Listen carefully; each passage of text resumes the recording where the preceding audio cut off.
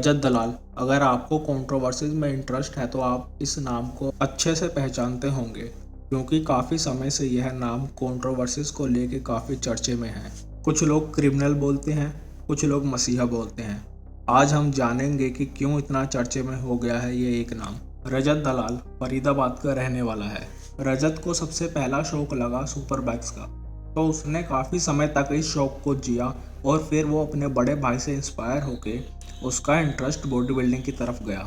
उसने कुछ शो में कम्पीट किया, उसके बाद उसका झुकाव पावर लिफ्टिंग की तरफ बढ़ गया और पावर लिफ्टिंग में उसने काफ़ी मेडल जीते। वो नेशनल भी खेल चुका है, पर इतने सब के बाद भी उसको शायद वो फेम या पहचान नहीं मिली जो वो चाहता था। फिर उसकी पहली कंट्रोवर्सी होती है सिंगा नाम के पावर लिफ्टर के साथ, जिसमें मन्नू लिफ्ट भी इन्वॉल्व था और वह भी प्रोफेशन से एक पावर लिफ्टर है। जिसमें रजत मन्नू से लड़ने या बात करने के लिए उसके घर के बाहर फरीदाबाद से दिल्ली आ जाता है और इंस्टा पर लाइव आकर धमकाता है, और इस वजह से रजत को काफ़ी फेम या पहचान मिली। कह सकते हैं कि फिर उसने इंस्टा पे फेमस होने का या ऑडियंस ग्रैब करने का फॉर्मूला क्रैक कर लिया। सिंगा और मन्नू वाली बात काफ़ी लंबी चली और दोनों एक दूसरे के बारे में इंस्टा स्टोरी लगाते थे, और फिर यह ख़त्म होते ही एक नई वीडियो वायरल होती है जिसमें रजत दलाल कुछ नकली और ढोंगी बाबाओं को डराता धमकाता है। यह वीडियो भी बहुत वायरल हुई थी और साथ ही रजत की छोटी मोटी कंट्रोवर्सी होती रहती थी।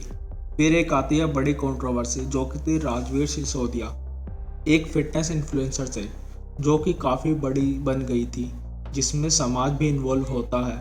कुछ समय में यह दोनों एक दूसरे को सॉरी बोलकर इस कंट्रोवर्सी को ख़त्म कर देते हैं। और फिर एक कंट्रोवर्सी हुई जिसमें एक काफ़ी बड़ी चीज़ सामने आती है। अहमदाबाद में एक बच्चे को किडनैप और मारपीट के इल्ज़ाम में रजत को कुछ दिनों की जेल भी होती है।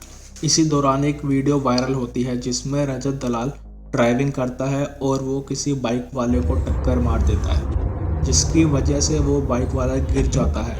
और रजत की कार में उस टाइम एक लड़की भी होती है और वो उसको इस बात की सूचना भी देती है कि वो बाइक वाला आदमी गिर गया है। तब रजत दलाल उसकी बात का जवाब देते हुए बोलता है कि अरे ये तो हमारा रोज का काम है, और वहाँ से भाग जाता है। और इसका भी केस उस पर चलता है और ये टॉपिक काफ़ी चर्चाओं में था।